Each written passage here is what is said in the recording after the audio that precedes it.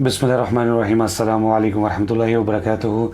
हमारे मुसलमान भाई तीन चीज़ों का अगर ध्यान रख लें तो इंशाल्लाह सीधे रास्ते पर आ जाएंगे। सबसे पहले ये देखें कि हमारे अंदर शिर्क तो नहीं शामिल हो गया, चाहे वो शिर्क अकबर की शक्ल में है, शिर्क असगर की शक्ल में है। कहा जाता है कि शिर्क असगर जो है ना, छोटा शिर्क, वो ज़्यादा ख़तरनाक है। नंबर 2, क्या हम सूद का लेन देन तो नहीं कर रहे। नंबर 3, क्या हम नमाज को वक्त पर अदा कर रहे हैं, बाजमात नमाज पढ़े हैं कि नहीं। देखें, अगर शिर्क का एक ज़र्रा भी हुआ तो जन्नत नहीं मिलेगी, तो सब चीज़ें बाकी बेकार। और सूरह बकरा में आयत नंबर 279 में अल्लाह ताला और नबी करीम सल्लल्लाहु अलैहि वसल्लम का ऐलान जंग है उसके साथ जो सूद का लेन देन करेंगे। अल्लाह ताला का जिसके साथ ऐलान जंग हो जाए उसकी कोई बचत है नहीं। आप देखें, इसके अलावा और आपका जो रिस्क है उसमें से बरकत ख़त्म हो जाएगी। और अगर नमाज वक्त पर नहीं है तो बाकी कुछ भी नहीं है।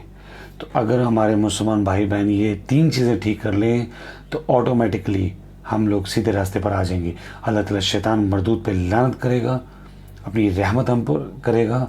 इंशाल्लाह हम सीधे रास्ते पर आ जाएंगे तो बाकी सारी चीज़ें ठीक होनी शुरू हो जाएगी। लेकिन ये तीन ऐसी चीज़ें, ये मेरा तजर्बा है, मैं महसूस करता हूँ कि अगर ये तीनों चीज़ें हैं तो इंसान की बचने की कोई उम्मीद नहीं है।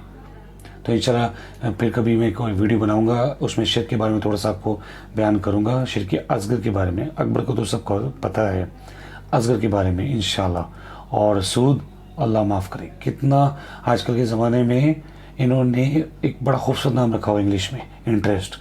कितना इंटरेस्टिंग है, इतने खूबसूरत अंदाज से हमें सूद के बारे में बताते हैं कि हम 80 से 90% लोग इस तरफ खींचे चले आते हैं। और सूद की लानत जो है, हर चीज़ तबाह हो जाएगी, कोई चीज़ ही कबूल नहीं होगी, कोई नेकी कबूल नहीं होगी, क्या फ़ायदा। और अल्लाह ताला मुझे भी तौफीक दे, आप सबको तौफीक दे कि हम नमाज को वक्त पर अदा करें, बाजमात नमाज पढ़ें। और मेरे साथ भी ऐसा होता है कि जब मैं नमाज़ पढ़ने जाता हूँ तो कभी कोई काम याद आ जाता है, कभी ये काम कर लूँ, उससे मिल लूँ, गाड़ी ठीक करा लूँ, अभी पढ़ लेता हूँ। नहीं, सब काम होते रहेंगे नमाज वक्त पर। हमारे जो औरतें हैं वो घरों में सफाई कर लूँ, खाना बना लूँ, ये कर लूँ, वो कर लूँ, सारे काम होते रहेंगे। पहले नमाज को पढ़ लें, जैसे अज़ान होती है नमाज़ पढ़ के फारिग हो जाए। तो आप देखेंगे कि जब ये तीन चीज़ें हमारे अंदर दाखिल हो जाएंगी, हमारे बाकी काम आसान हो जाएंगे इंशाल्लाह। Thank you very much. अस्सलामु अलैकुम वरहमतुल्लाहि वबरकातुहू।